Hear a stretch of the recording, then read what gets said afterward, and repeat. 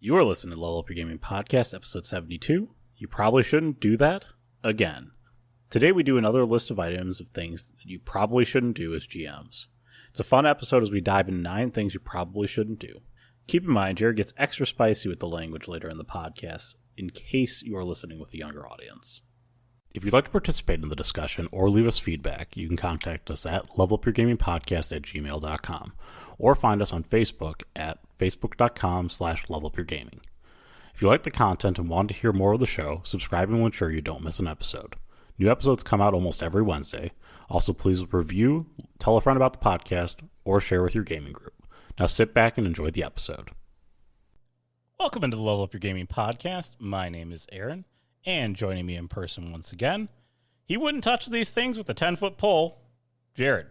What wouldn't I touch with a 10-foot pole? Things that you probably shouldn't do I fucking love in a these game. episodes. And we're doing it again. We're doing it again. We had so much fun with it last time. We're doing it again. And we've brought up so many of these things in our last episodes. Thought we would just kind of put them into a compendium right now and talk about them in this episode. Yeah, these are the things you don't do.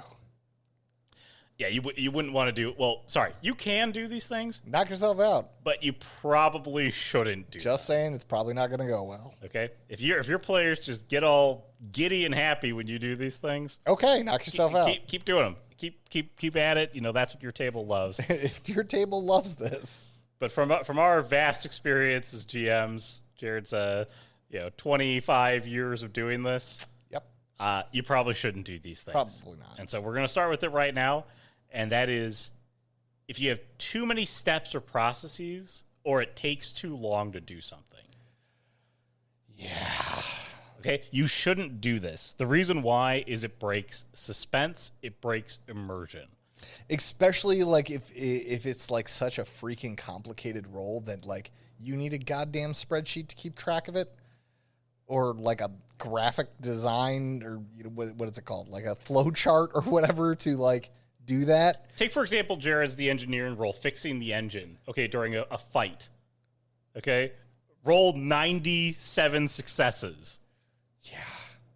Roll 35 times and get a 15 on the majority. Okay, something crazy like that. Don't do it. It's just, one, it takes too long. 2, it's boring as all. Oh my God, like, because trust me, the rest of your players are engaging the stormtroopers, right? And your engineer's like, yeah, I'm an engineer.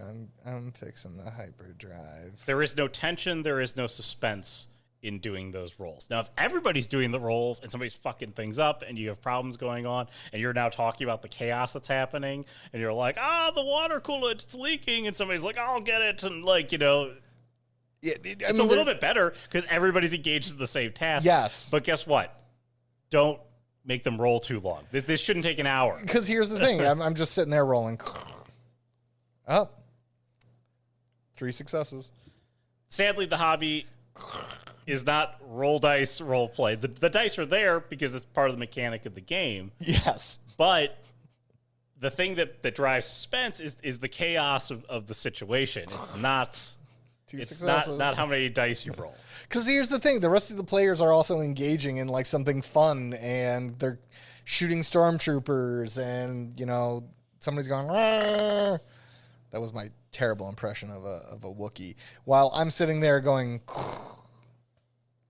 3 more successes. I'm bored. I'm horribly bored. Or outside of this, you give your players this set of like 50 tasks that are just kind of they would be in the MMO world, fetch quests. They're just moving around from town to town and place to place. Yeah. Like what's the point? Like what are you trying to accomplish with it? Yay, we're in town A. You get the item. Yay, we're in town B. If there's no challenge in getting the item other than you saying that it takes a long time, skip it. It doesn't work. It doesn't work unless does it bring emotion to your story? Does it some ample plot tool? You know what I mean? Like, is it the tale of 5 cities and like they'll have a unique challenge in each one? Skip it. Like, for the love of, oh my God, like this happens so much with travel. Oh Christ. I've been in so many freaking games where he's like, you continue to travel through space. Yes, we got it. Thank you. Yep. It's going to be 3 days. What do you guys do? Oh my God.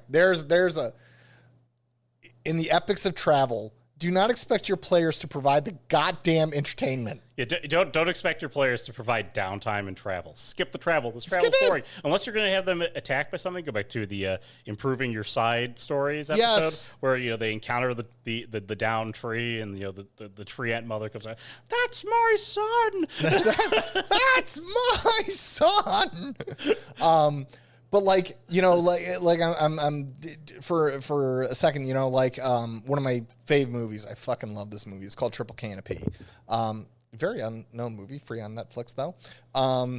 There's a lot of walking, right? I love Lord of the Rings. They're walking.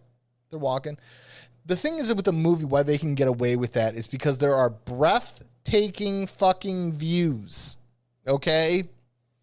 I can literally see the mountains of Mordor in the background. It is engaging my eyes. They are not leaving. Triple Canopy. I can see the freaking Peruvian... I don't think they're called the Alps, but the Peruvian fucking mountains, right? Beautiful, gorgeous. But there's a lot of walking. And then there's the soundtrack in the background that's keeping me engaged. Your players don't have that. And I've oh my God, I fucking hated it when my storyteller would look at me and be like, so what are you guys doing for 3 days?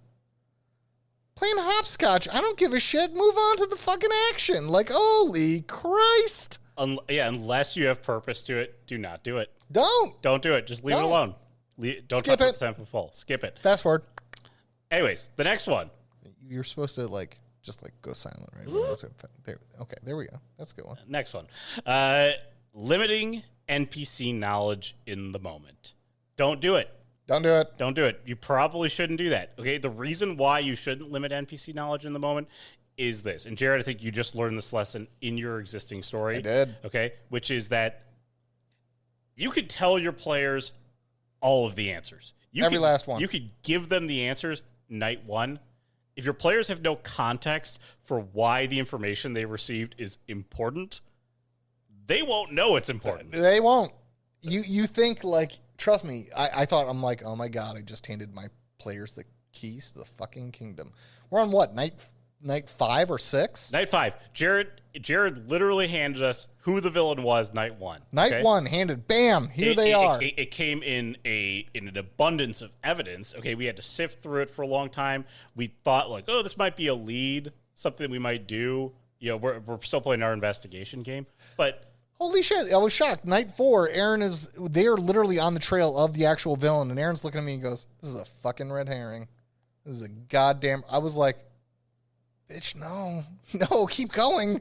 No, I'm thinking of ways oh, fuck, if they start breaking off, this is going to be another 9 sessions. They're going to get bored of this fucking game.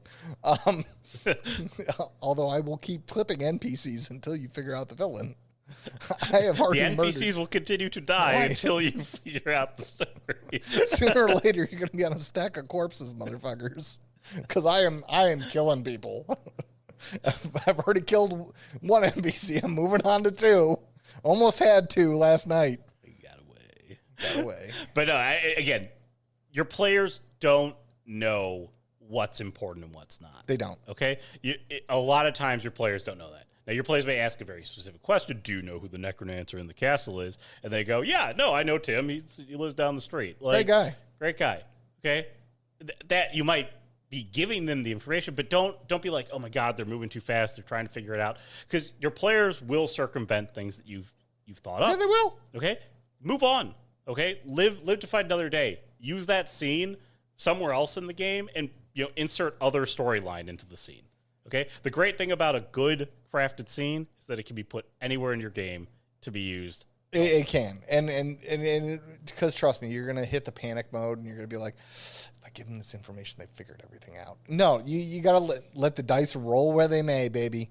And trust me, it might limit all your things. But if your story is so simple that they will figure it out if you give them this to them, you probably didn't put enough time. Probably didn't put enough thinking into it. I at least had the forethought to bury that villain in a ton of other shit. And it was so innocuous. How are we going to figure that out? I don't know. As the writer of the story, I looked at that and was like, Right now, I still have no idea how this person actually fits in with the people who have died so far. Isn't that quite interesting? So that's so go pick yourself. So again, this is exactly my point.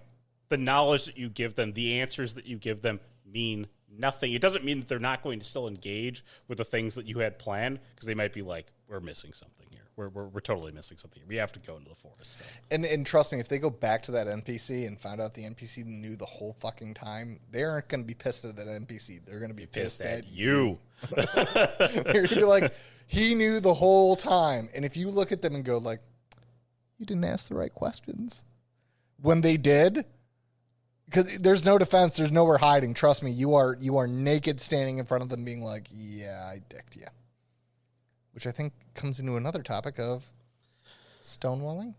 You shouldn't railroad your players, okay? We talked about stonewalling in the game. You should not make it so the players must go to town A, and from town A they'll go into the forest B, and from forest B they'll go into X, blah, blah, blah, blah, blah. Okay? They're not reading a story that you handcrafted, okay? You are not Tolkien. You are not Tolkien. Your players still have to have some autonomy in your world. They do. Otherwise, your players will not want to engage in your world. I will tell you what will happen if you do this to your players. Your players will flip the board over. They totally will. I know, because I have flipped the board. Not physically, but like I became a rebellious little shit. Yes, you've done it in games. I've seen you do it in many games. I rage against that. Like when I feel like I'm being railroaded, I'm like, now I'm going to fuck up your day, motherfucker. Like, you stuck me on this train, I'm going to fuck up your train. Or your players will try to blitz through your freaking story. Yeah, you'll watch them. They'll be like, okay, we move to B. It'll feel like nothing has happened. And I remember... Move to D. One of our GM's games, we ended up being given too much power. That was in our last episode, don't give your players too much power. Never. But we were basically able to be like, just get us the people that we need to get the information from. Yes. And we were trying to interrogate a bunch of different people, and it was just like, it's like, okay, we have them dead to rights. Okay, like, we have them in a police interrogation room. I'll use this. Like, I'll just say it blatantly. Like, the GM handed us a whole police department at our disposal. We have cops, tactical units, fucking drug units, undercover units. He wanted us to go, like, hunt down the bad guys. We're like, no, put a beat cop out there and have him bring them in. Like, we're going to send the SWAT team. Are you kidding me? He's in a gang hideout. We're old men. Have him arrest that guy, bring him here so we can interrogate him. And then we got him there in the interrogation room, and that he did the other thing that you shouldn't do here, okay? Which is, don't have NPCs have conversations in real time. Oh my God. Okay? With each other. That's what Aaron means. Yes, with each other. Yes, the NPCs can talk to you in real time, because guess what? That's role-playing. Yep. Okay? But if the NPCs, the GM is just having a little conversation with himself back and forth, guess what is more boring than that? You're now just watching the GM play his own little game. I mean, honestly, you might as well get out sock puppets. Just have the sock puppets talk to each other. Because honestly, it's that fucking stupid for your players, too. If you feel like, okay, to pull off this scene accurately, I'm going to get sock puppet A and sock puppet B, and the players will overhear sock puppet. Make it short, brief, and just be like, here's the information, here's what they talk about. Do not actually be like, Lothar looks to Chamomile and says, good day. Chamomile looks back to Lothar and says, how are you? Oh my God. Like I'm just sitting there going, oh my God. The only time that I would even remotely say that this could happen, you have a couple NPCs in the group here. Somebody asks a question, and then they just basically relay the question to the other NPC. Yep. Okay? You're funneling information to the right NPC. And I will tell you this, like, this goes with it. In interpreters, like, okay, I've always dreamed of games in foreign lands where people where you don't speak the language. And I did it really well with one game with Red Lake. I did that very well because they're the native language was not the primary, though. It was English was the primary language, but the native language was widely spoken. Interpreters, if you're literally going, the interpreter looks to the NPC and says, Kuala Lumpur. At that point, after you've done it a couple times to establish effect, guess what? Move on. Just talk to the NPC that needs to be talked to. Yep, the NPC responds. He says this. He says this with intensity. I mean, if you want to have them have any sort of dialogue within a broader dialogue, just skip the jibber jabber. Yeah, like, for example, for Vampire, there's a lot of politics in Vampire. If they're like, there's a group of elders who are standing around having a conversation about law X, right? Do not sit there and be like, this elder says precisely this. This elder says precisely this. This elder says, no, you lost me. I'm bored. After 5-10 seconds of that, you're just like, why are we here? Why am I playing this game? Like, am I important at all anymore? And like I said, there you go. I mean, like, and there's, to a large extent, you are sitting there having a conversation with yourself. It looks stupid. And to your players, it is stupid. It has zero effect on your players, and your players are just getting frustrated. They're just sitting there. So guess what? You probably shouldn't do it. The next one. You shouldn't require overly detailed backgrounds from your characters. We talked about this in the past. I think we got a bunch of people who said, I've done this. I don't care about the background. The last one we said was, do not, most of your players who write backgrounds, we're not reading them. We're not reading them. And if you're the storyteller sitting around going, I would like a detailed background, you're crazy. You are literally giving your players a fucking homework assignment. Right? What are you, a high school teacher? I was a high school teacher. I mean, I don't want you as a GM to present me with a 32-page background because I'm not going to read it. And as a player, I don't want you to tell me to write a 32 fucking page background.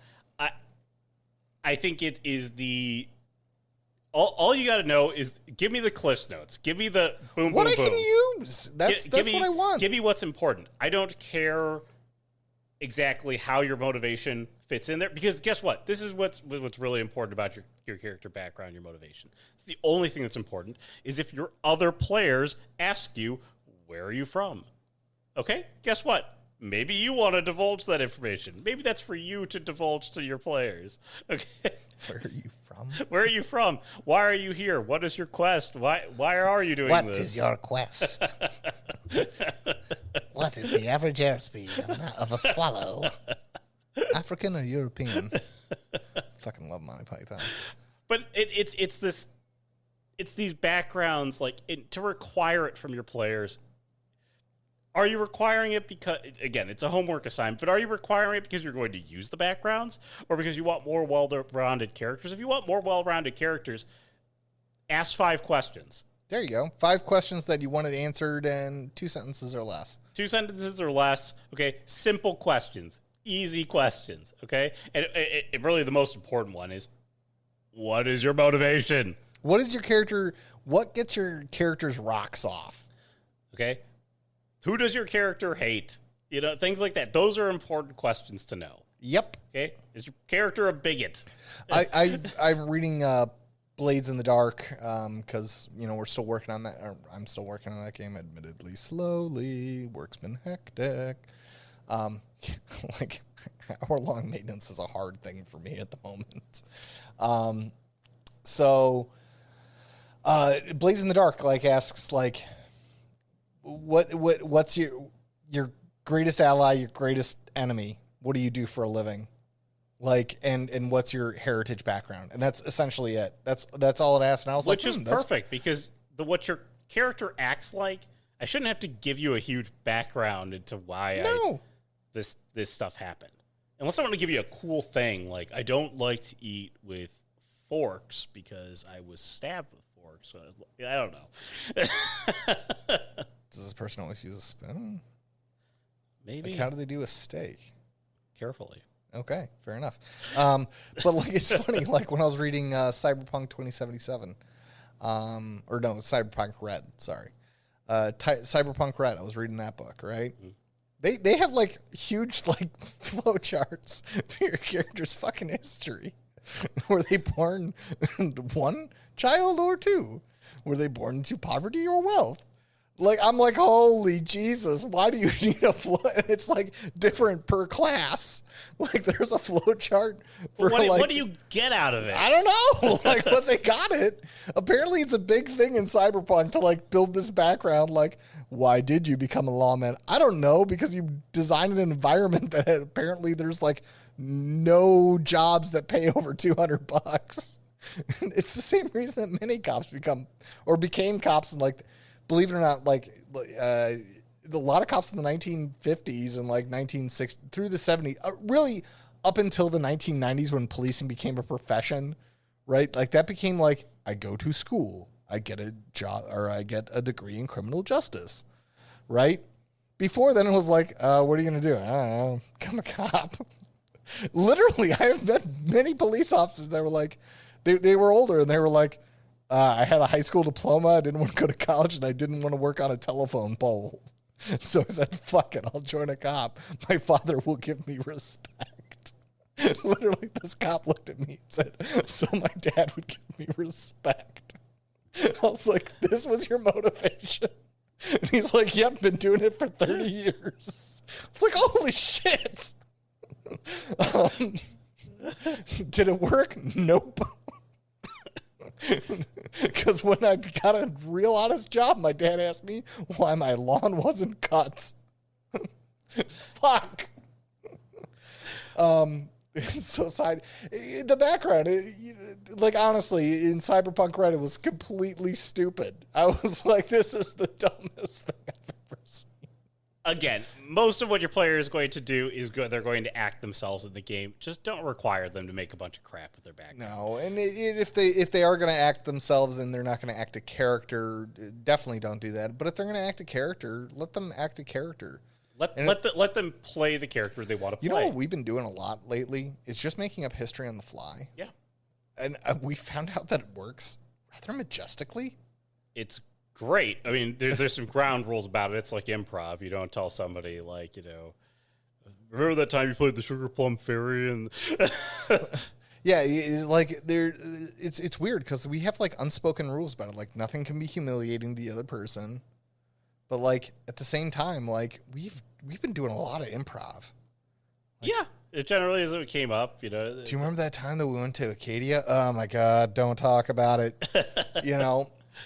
And it's a lot of improv, and it's been working out really well. And it actually has been developed like now there's like a history between specifically Brian and my character. Like, yes, it sounds like they have been working together for like years, and they act like they have been working together for years. Like my character, but there is no history behind the characters. There isn't. We've been playing these characters for months, and like probably I don't know 5 games. But one would think like Brian and I have been playing these characters for years. But anyways, don't do it. Don't require your players to do it. The next one. Switch to improv, yes. The next one. Do not run games to specifically teach your players lessons. Holy Jesus. Okay? Jared has done this. Yep. I'm sure I've done it. Everyone's done it. Everyone's done it. You get mad at your players for something that they've done in the past. Okay? Yep. You get mad at your players, or you think like, oh, if I just do this, they'll become better role players. They'll learn this, and they'll learn a valuable skill, which they'll take with them when they leave this house. So go back to eliciting emotions. Guess what emotion you're eliciting right now? It's frustration. It's wanting to throw a goddamn book at you. It's rage towards you. Okay, I have to embarrass Jared. We have to go back to when he tried to do this for us. Jared, if you've ever seen the anime Neon Genesis Evangelion, okay, Jared ran a story when we were 14. Go ahead, embarrass me on this one. 13, 14. This one sucked. Jared decided he was going to do a game where we went through a whole character creation process for this game. Yep. And what he ended up doing is he went through a whole character creation process for another group that was going to be part of this game. It was his brother, and it was his friends, And guess what they got to do? Their purpose for their characters, their mandate was to make us better pilots for the Adhd. So they attacked us to prepare us for the angel attacks. Okay? Yeah, that didn't work. And their goal was to teach us tactics and all this other kind of stuff here. And on the other they also got shit ton crazy customized mechs that were insane. Okay? On the other end, we got the baseline, off the factory roll. These are the Model T of the mechs. Okay. Well, they had the Ferraris. The purpose of the game was for us to fight the angels, because we're doing the Neon Genesis Evangelion game. Yep. Okay. Instead, we're fighting these other mechs who are Jared's brothers and all this stuff. Oh, and they had plans. They had it all planned out. They did. And they humiliated us in Totally. battles. It was PvP, but to the worst scale. Oh my God, they it was terrible. destroyed us and humiliated us. And I'm like, I didn't know we could have cloaking devices on these things. And you're like, we didn't ask for it. I know. Okay, it was bad. It was bad. It was a lesson that Jared had to learn. Yes, it was. Thank God I learned it early. He learned it early. Thank God he learned it early. Because, it was the worst example. Trust me, in your mind, you're going to be like, okay, I'm going to put them up against this challenge. They'll learn from this challenge, and they'll become better. It doesn't work. This is the reason that the military has basic training. It really is. It's the reason they tell you to, take cover before returning fire. Because if you're standing in the middle of a fucking street and someone starts taking shots at you, I don't give a shit if you're, I don't know, Quick Draw McGraw. You are standing without cover getting shot at. Okay, move. This is why they have DIs who literally scream in your face for weeks to teach you, because nobody is going to drop a soldier off and be like, you will learn from this experience. You're going to die. Again, it broke two rules. It was PvP and God. it was poorly conceived, because it was the idea of we were supposed to just sort of ask for more than we knew in sort of the base contract. It was we had two completely different session zeros. We did, and then it was a terrible freaking idea, because trust me, and you're gonna have your specialist guy who's we're gonna do a pirate based game. Awesome. If your GM or if one of your friends says, I want to do, that he is an avid sailor. I've used this example several times. Okay, and he tells you, I want to do a pirate-based game. Trust me, you want to look at him dead in the face and be like, are you going to try to teach us about sailing? And if he looks at you and he'd be like, yeah, I'm going to get real technical, and you guys will have to choose what not. He's trying to teach you about sailing. How about this? We just sit around and watch a YouTube channel about sailing because I know you're really into it. Or you just tell us about sailing. You could just tell us about sailing, or you could create a game that is a pirate game because you love sailing that doesn't have the technical shit in there. You don't have to teach us the knots. We don't need to know the knots. It's just when my players literally, when they roll a critical failure and I say their weapon jams, right?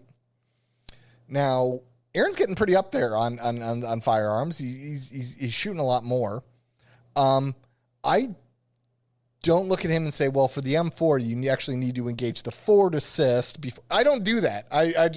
Either they can clear the jam, or the jam is literally so fucked up they have to break from combat to unfuck the weapon. Okay, and yes, those jams do fucking happen. I've seen the weirdest fucking jam where literally a shotgun shell got caught between the feed, the chamber and the feed, and literally the firing pin was sitting about, I don't know, a centimeter, not millimeters. I don't know measurements very well. From the actual firing.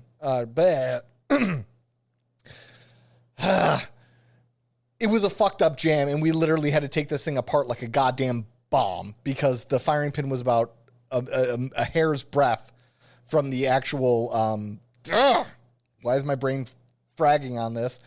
From what sets off the goddamn bullet. There we go. I'm not going to waste everyone's time on that because there we go. I'm wasting your time because you don't listen to this channel to learn how fucking guns work and how bullets are made. So either way, I don't make my player. I literally tell them like either it's like you got to sit down and take this fucking gun apart to unfuck this jam, or you clear it and it costs you an action to clear the jam.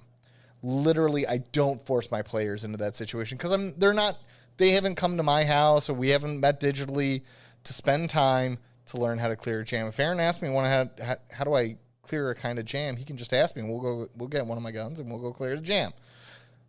It's not a lesson. This isn't story time or lesson time. They haven't come to school unless that is literally why your players. So like, for example, and this is my favorite example ever, is the survival games.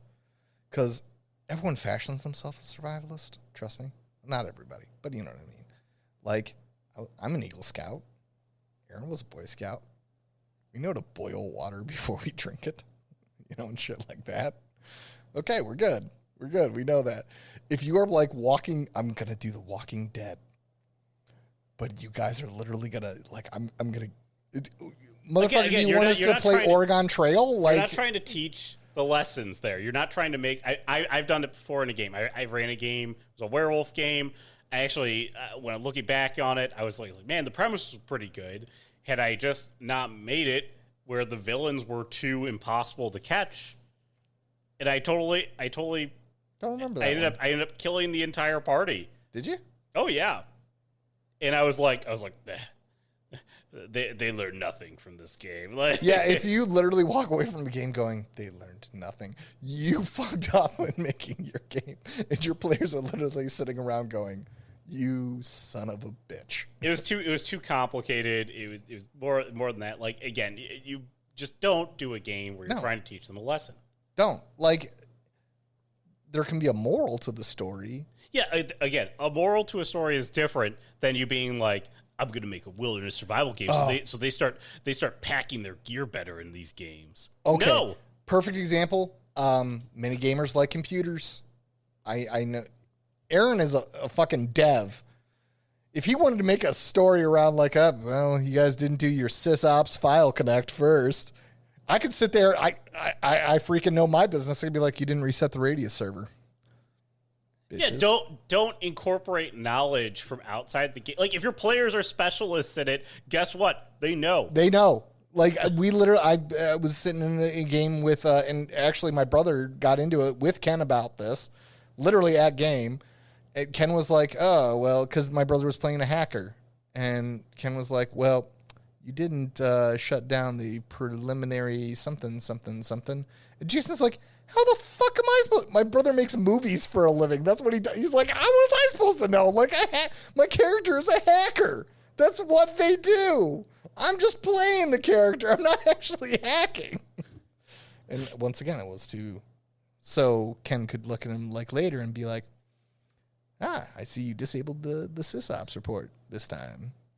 No, my brother's never going to do that. Don't do it. I mean, we literally talked about it a couple episodes ago when the GM was telling you that you didn't negotiate for the fuel cost to get home.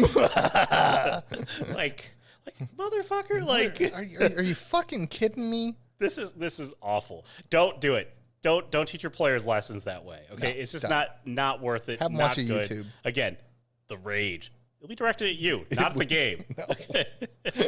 They will be so mad. The next one. Do not keep running a game that you don't enjoy storytelling. Okay? This is a big one. We've sort of talked about it in the past. We've hinted at it. I've also, we've gotten a couple emails about how you're telling a story that if you don't have joy for it, okay, you're not looking forward to it.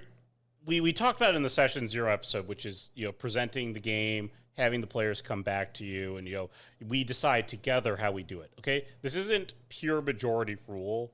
We're going to tell X game. Okay, because if you don't enjoy telling it, guess what? You are the linchpin in everything. If you aren't there, the game cannot run. Yeah. I mean, that you are the most important person at the table. If one person is missing that night, you can get away with not running the game. It depends on Storyteller can't make it. That's done. Yeah. Storyteller can't make it. The game isn't happening that night. Now, I will tell you this much, because I suffer from what my friends have dubbed storyteller ADHD. I do. Like, I come up with stories on a fucking toilet sometimes. Like, I'm sitting there and I'm just like, oh, brilliant. And now that Pinterest is in my life, oh, shit. You know? Okay, because for those of you who are like, Pinterest, that's what my wife does. I think everyone just heard my cat meow into the... Yes, you're a very special kitty. You might hear her in the background because she's just yelling at us. So one of the things, you know, you might say like Pinterest, like my wife does Pinterest. Trust me, there's Pinterest for everything. My Pinterest pretty much rotates between concept art, guns, and like factoids. Trust me, there's gun Pinterest. Oh, there is so beautiful gun Pinterest. But back to the point. I suffer from storyteller ADHD. Here's the one thing. When you start feeling like, I fucking hate running this game, I want to tell this story now. One, sit down with yourself and ask you if you're succumbing to your storyteller ADHD. Two, if you are finding that you're becoming disinterested in your story, but your players are not, examine why. Why am I becoming disinterested with the story? Is it just that I want to move on to something else? Is it just not a great time in my life? Like work is drowning me, like it is me, you know, and I just I'm having a hard time focusing. You know, look at it, see if you can re-engage yourself in the story. See if you can be like, you know what, I'm really interested. I watched a couple of movies about open water and pirates, and I really want to do a pirate. If you know, I mean, see if you can mold your quirky interest into a story that can be adapted into your chronicle first, and then just be patient with it. You know, okay, in 2 weeks, I'm planning my little swashbuckling adventure. I'm going to start this little side quest. I'm going to see if my players nibble on it, and if they don't, okay, I keep going, and I've at least gotten it down on paper. I have found that at least getting it down on paper when I have my storyteller ADHD usually solves the problem. It's just terrible if you're sitting there in the GM chair and then you're like, again, you probably wouldn't have gotten this far into the like you're not going to go like 4 months into it and be like, I hate every second. I mean, if you, I will disagree with you there. If you do go through 4 months of it and you're like, I hate every second of this, you probably hated it a long time ago. Can I be honest with you? Yeah. Shattered Sphere, number 3. 2 months in, couldn't fucking stand the game anymore. I don't think that you liked it enough then. I don't. I think I was like so dead set about like having a 3-part story. Like I was challenging myself. You did so much work there, and I think had you just let the game take its time and run its course, you wanted us to get to the end of it. I did. Which was, again, you were trying to prematurely end the game because you didn't like the game. Yeah. Which means that whatever you designed, you inherently didn't. But I'll admit it. 2 months in, couldn't stand it anymore. There. Honesty moment. Okay. Well, this is... Shocking. The truth comes out here on the pod. I'll admit it. I 2 months in, like I couldn't stand the game anymore. Like, but now I've learned and I've adapted and like I've grown older. So if I don't like a game anymore, and especially the great thing about what we're doing now with episodic storytelling, like if I fucking hate this story, I don't have to tell for very long. I got like 5, 6, maybe 7 sessions tops. Again, we're also older and wiser. I mean, I think that had you been honest with yourself when you first started designing it, you'd probably been like, I don't want to tell this. Back then, I was also trapped in the Tolkien dilemma. I want to create an epic. And that's the thing. When we start having goals outside of, you know, I want fun for me, fun for my players, and to progress a good story. Once we start going like, I want to create my magnum opus, you've lost sight of what you're aiming for. And trust me, it's not going to mix in the end. You know, if you're sitting there going, well, I want to be as good a storyteller as what the fuck's his name? Matt Mercer. Matt Mercer. You know, and that's the goal now. Well, I want to tell a scene like he does. Motherfucker gets paid to sit there and write stories. You know, but does it matter in the end that you tell the story like Matt Mercer, or does it matter that your friends are having a good time? Are having a good time, and that's what it comes down to when it really comes down to storytelling. All right, we got a couple more here for you. We Jared. do. Don't make your players roll for things they would have role played well doing. Yeah, okay. We talk about this in the social context. We do. Okay. What you need to understand is, and we've brought up ways, if you really want to make your players roll, because you're like, well, you're trying to persuade the guy, and you did persuade him really well. Like, but roll persuasion. But roll persuasion. Give them like a plus like 45 on it. Like, you know, like make it impossible to lose. It comes down to just say yes. My players can do it. They convinced me. Shit, I really should hand them over the security plans to this convinced installation. Me. They came up with a good plan. They came up with, you know, they said, what does the room look like? Well, there's a desk. I checked the top drawer. Oh, that's where it was. Roll your investigation. No, you're doing. I hate that shit. You're doing that because you want to put artificial barriers in front of them because you think they're moving too fast. Yep. That's it. It's the only reason why you're doing it. Mm-hmm.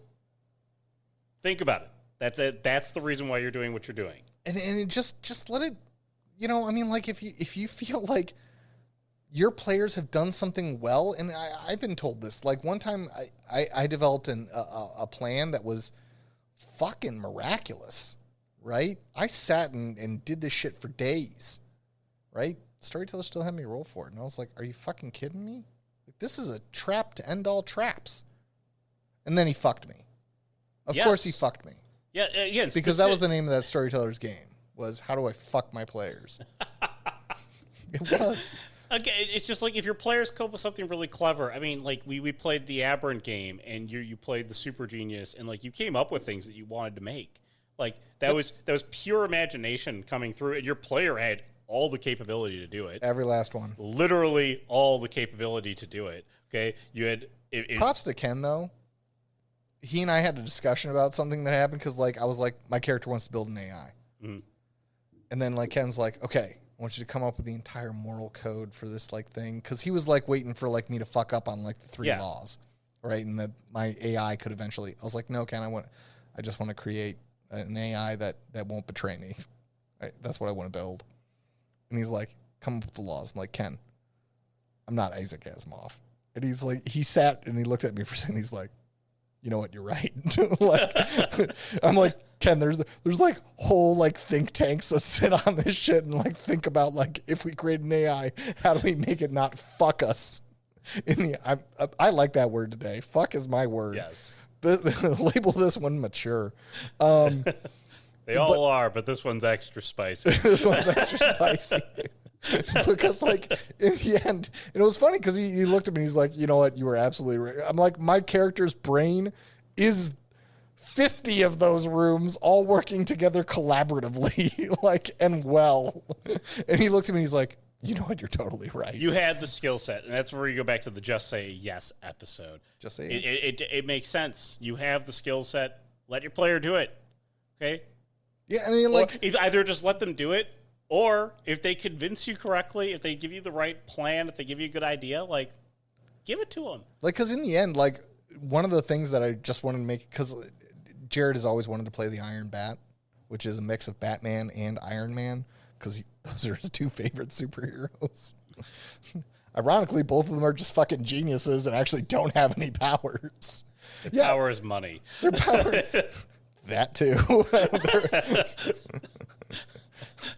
What's your superpower? I'm rich. Wow. I'm a rich, eccentric billionaire playboy. All right, should I lay on this couch now? Like, are you gonna psychoanalyze me, dick? Jesus, I just feel like I got ripped apart by Sigmund Freud over here. I like money. What's wrong with that? I like making money. Shut up. Like, okay, moving on. But I understood like that my character needed to be built up over time because eventually I was going to be able to make a suit with, like a bunker buster built into a fucking tiny little rocket. But when I started off, I just wanted a suit so I wouldn't die in the combats that we were getting in. I just needed a suit so I wouldn't get, because Aaron had, a character who could punch through fucking brick walls like they were, I don't know. It's a superhero game. My character had super strength. He did. It was like Aaron's character could literally, lift cars and throw them city blocks. My brother had a character who could take enormous amounts of damage. I mean, you could hit him with said city bus thrown by Aaron's character, and he'd be like, "Was that supposed to do something? Punk?" Brian's character could absorb anyone's power, so he could have the powers of either too. And then he had Jared my was character. just I'm just a human who's really smart. Could I just make it so I don't die? So I don't get killed. That's all I'm looking for. Because right now, all my character can do is hide during these fights. And he unfortunately Ken fell into a lot of the fatal traps there, which was he's like, well, no, you can have this Glock 45, and that's how you can participate in the combat. You're like, no. I'll let the police handle it. Yeah, fine, I'll call 911. I was Tony Stark without his suit, without any of the gadgets. I had a Glock 45 that was non-lethal. That was the first thing that he let me build. But yes, just don't do it. And the next one, don't use music without purpose or forget you have it running. We just talked about this in the music episode. We did. But it goes without saying. Okay, if you're just gonna play your radio in the background, like it's my Spotify '90s playlist, no, don't. Your player. It's music I like to listen to. Literally, I couldn't imagine because I'll admit it, most people don't enjoy country music. I am a huge country music fan. If I literally just let my kind of music play in the background, we best be playing a fucking Western game every time because it just doesn't match. You can't. Welcome to Chicago. Now I'm going to put on the lovely sounds of George Strait. Oh my! It doesn't work. It doesn't work. I love George Strait. Don't get me fucking wrong. He's the king of country, right? That's classic country, by the way. And then also, if you have it running in the background, you've got appropriate music. Don't forget that you have the same song running. Yeah. Do not forget that you have the same song running. A couple of times. Because you get 3 hours later, and your players are being lulled to sleep by the background music that you have running. You're like, why is everyone that brings up another point. So a lot of ambiance music is designed to help people sleep. So if you've been running rain and you see your players nodding off, stop it! Turn on the thunder! Turn on the thunder! Quick, the thunder! Don't just leave that on and going for your whole life. And I've got one more that I just thought of. Yeah. Okay. And we might have brought this up in the last one, but you're going to hear it one more time. It's that damn important. Okay. It's that damn important. Yes. Shit. I'm sitting here with extended. If you are a GM, do not engage in side sessions or side turns that are away from the table. Do not do this. Of course, you bring this up. We're already over time, ladies and gentlemen, so we're just going to keep going. Yes. So fuck it. Oh my God. I have literally. This is the greatest sin. I have been asked. Just think about it. I get a personal session with the storyteller, and literally, I was the one being like, "Don't you want to get back to the other players? I just feel weird us sitting here together. Why there's 4 other people in that room." Whatever you want to divulge to your player, you better have a table who is willing to hear information and play around. Don't metagame. Just don't metagame the information at the table. If you're not willing to let the players, or if you know that your players are going to metagame at the table, then divulge the information, let them do what they will with it. Work around the metagame. Okay? Flat out tell the player, you don't know that.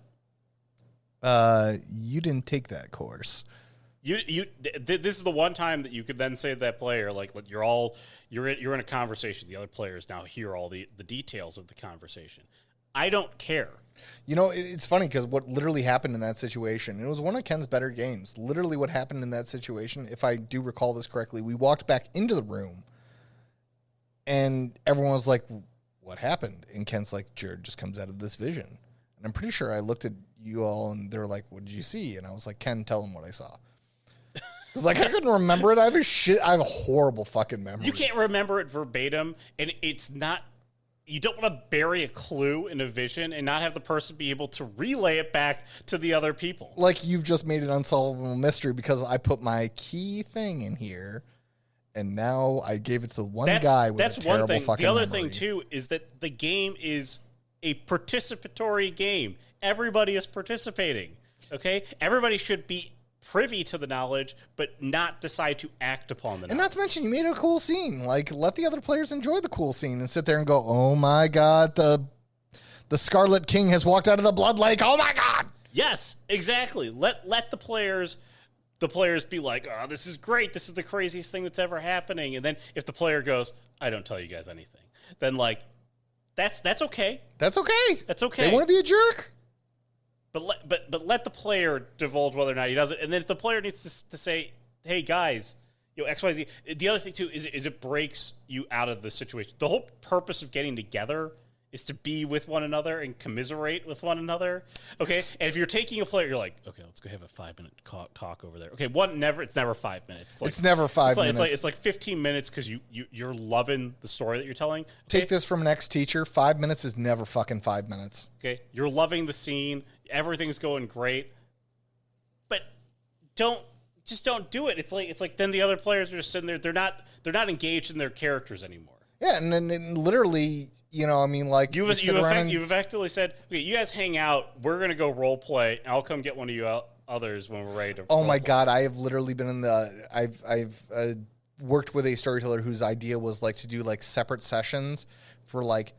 I don't know. It was like his plan was like nine fucking sessions of just like separate sessions and shit. And like I was like, have you fucking lost it? Like, so the rest of us are just gonna sit there and they're all one-on-one games with the player. And then the problem is inevitably the GM starts to like a story with the other players.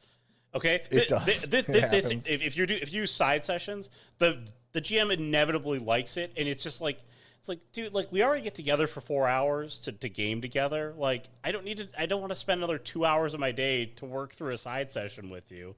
Like, let's just do it at the table. And here's my thing. Like, to be perfectly honest, if you are planning a story for Tom and just for Tom, how does that make Ben feel? Yeah, I mean, like, it doesn't, it sucks. It's now you're engaging something only for the one person. And literally, if I'm Ben, why do you love Tom more than you love me? Do you not like gaming with me? Like, yeah, like do you like gaming with Tom more? Clearly, Tom's a better friend. You've literally just created a divide of like, it's almost akin to like. Which child do you love more? Like everyone's got a favorite, but you don't fucking tell them. Don't do it. I mean, my mother made it very clear my brother is the favorite. That's abundantly clear, but my mother has never looked me in the face and said it. Okay. You just know it. I know it. Like, when my brother comes to visit, he's treated like a king. And my mom doesn't even drive like 20 minutes to come see me. She doesn't. And when she does, she talks to me about my lawn. But my mom has never looked and said, your brother's my favorite. Thanks, Mom. You had a great disappointment, your brother is. He's and once he has kids, oh man, I know I'm on the losing side of that battle. I might as well just be like, okay. I have no mother. Like, I might as well. But no, it's just, it's one of the greatest sins that you could commit. It is. It's terrible. But anyways, unless you have another one that you want to add to this. No, I mean, like, the split session's like akin to, like, don't kick your players in the balls. That's like 8 or 9 of these. I don't remember how many we told you there, but these are just things you shouldn't do, guys. Shouldn't do them. Shouldn't do them. If you disagree, if you go like, no, You got to do this. This is the bee's knees. That's your business. You can comment. You can send us levelupyourgamingpodcast@gmail.com. Doesn't mean I'm going to do it. Facebook.com/levelupyourgaming. Okay. Again, if your players love doing this, keep doing it. Okay. If there are other ones that you're like, you should not do this, send it to us. I want to know. Yes. Okay. I want to know because I don't want to keep doing it at my table. No. Okay. Or things that just haven't worked for you. You're just like, no. That does not work at all. It's like the time that in one of our previous episodes where I was talking about like you're threading the needle with taking away a person's. That is 20 plus years of experience because I've seen it and I've done it. It's threading a needle when you're taking somebody's precious axe away.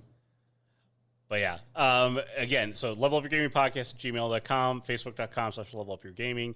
Subscribe, review, rate. We are also on YouTube. They come out around Friday usually instead of Wednesday. So smash that like button. Smash it. Thank you for everyone who's listening on that medium. And again, we appreciate everyone who's listening. Thank you for listening for this week. For Jared, I'm Aaron. Have a great week, everyone. Have a great week, everyone.